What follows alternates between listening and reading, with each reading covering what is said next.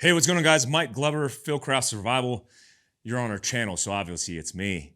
If you haven't subscribed, make sure you do that right now. Leave a thumbs up. I want to do a little bit of communication to you leading into the winter season about concealed carry considerations when carrying or wearing a gun and a jacket. If you're like me, you adapt your weapon system, your self-defense profile based on the environment. If you're dressed like me and you're just doing this thing, got some plaid on, got a cool shirt, and got a Vertex jacket, you can get away with carrying full-size pistols. I'm trying to pull people away from this idea of carrying compact, because compact is smaller, and smaller means better. It's not even a thing, because it depends on your hand size, your finger size, the placement of the environment, what you're wearing most certainly. That's a bigger consideration than anything else. I talked about on a podcast recently, if you have a pistol and you only have one because you're on a budget, I get that. But if you don't have a budget and you could have specific types of equipment for specific types of environments, that's the best practice. When I think about even my M4 configuration, I had 3 or 4 different setups depending on what was going on. A low-vis op, maybe a smaller form factor. A recce op, maybe an SPR. So when I'm thinking about everyday carry considerations, I'm thinking about what am I doing that day? What can I wear during that activity? And what's going to facilitate my survival? I think EDC should be head to toe. Like wearing a hat, being able to cover a quarter of your face, add glasses, 50% of your face.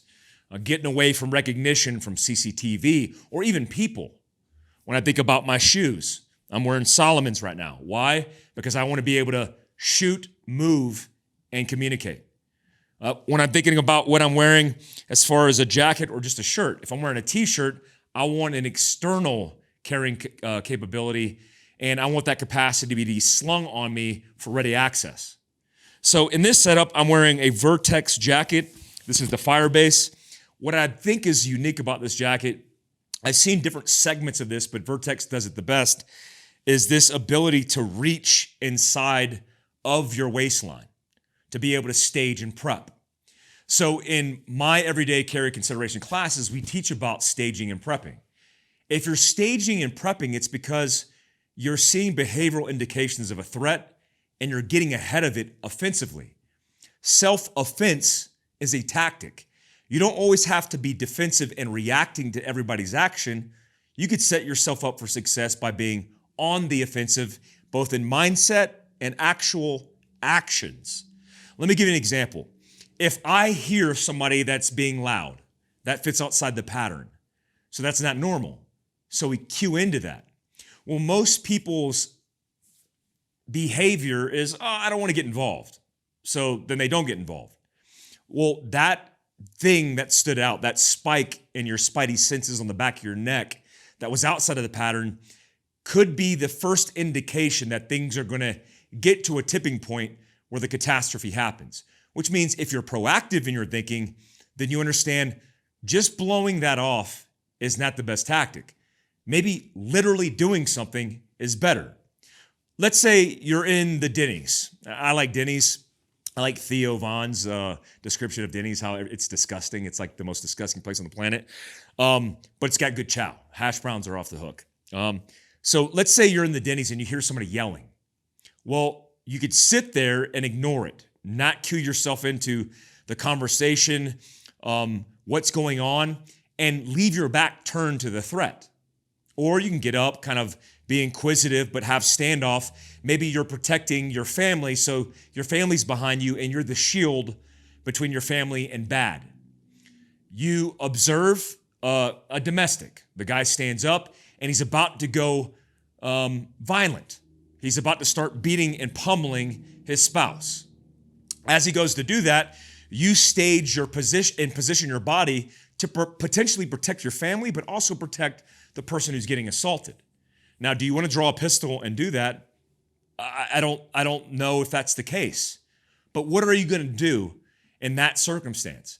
One, I like asking the question because in planning considerations, that's the first thing I want you to do is have the honest conversation with your loved ones, your friends, your family, to kind of navigate yourself through your own decision-making matrix.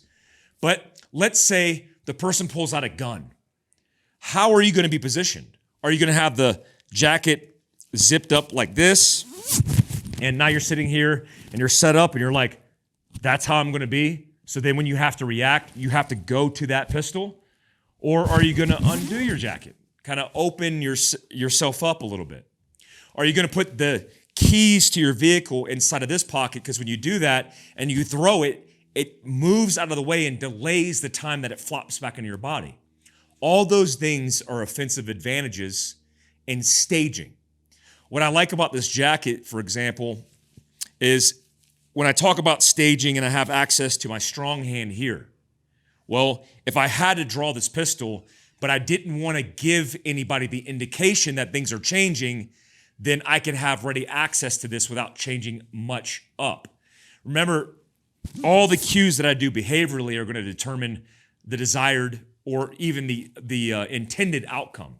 So if I have my hands in my pocket like this, what am I doing with my hands? Well, you could do a lot of things with your hands, but I could also stage to get purchase. I'm not saying you could draw your pistol from here. You could, but I'm saying maybe it's even taking the shirt, stowing it behind my body or in front of my body behind the gun. So it's like that. Let me check that out. So I just did that to where I now have ready access. Oh, this, by the way, is a Glock 19 sitting in the Fieldcraft magnet retain holster. If you were interested in that, you probably pre-bought it, but it's manufactured and it's up on our website. So magnet retention, not coming out of the holster, metal clip because plastic clips suck. And then it allows me to position this in appendix carry, which means the frame is actually in my appendix and the barrel of the gun is pointed straight down at my belt buckle, going down at the ground, right? So it's safe to carry, good setup. But now what I just did is I staged myself for the tactical advantage. Now, could I draw this pistol? Most certainly. If I had to, and I was sitting here with my hands together, I could pull this pistol completely out. Now, one of the problems that you run into with a semi-automatic pistol is the reciprocation of the slide could induce a malfunction with material of your shirt. That's why I'm a big advocate for J-frame revolvers that are hammerless, because the cylinder is likely not to be impeded to stop the cycle of function and operation. So I have ready access. I have one step ahead of me. I mean, there's a whole bunch of advantages of having ready access and staging. The biggest one is time. Because now if I have the ability to set anything up, whether it's staging the shirt in between my body and the pistol, exposing the firearm, so if I pull up my shirt and expose it, I can grab it faster, or actually grabbing it and having good control of it. I want to always advocate in EDC considerations this offensive mindset and not a defensive mindset. All of the things that you wear, from the watch, the shoes, even the pants that you wear, it's all EDC considerations relevant. What you wear matters. Don't just think of EDC of everyday carry in a pistol. It's the tourniquet, it's the pistol, it's the holster and its form factor, and it's most certainly your clothes and what you put on your body. Guys, I'll leave you with that. Vertex fire-based jacket, go check it out. Fieldcraft Survival's heavy load and training in 2022. Till next time, stay alert, stay alive.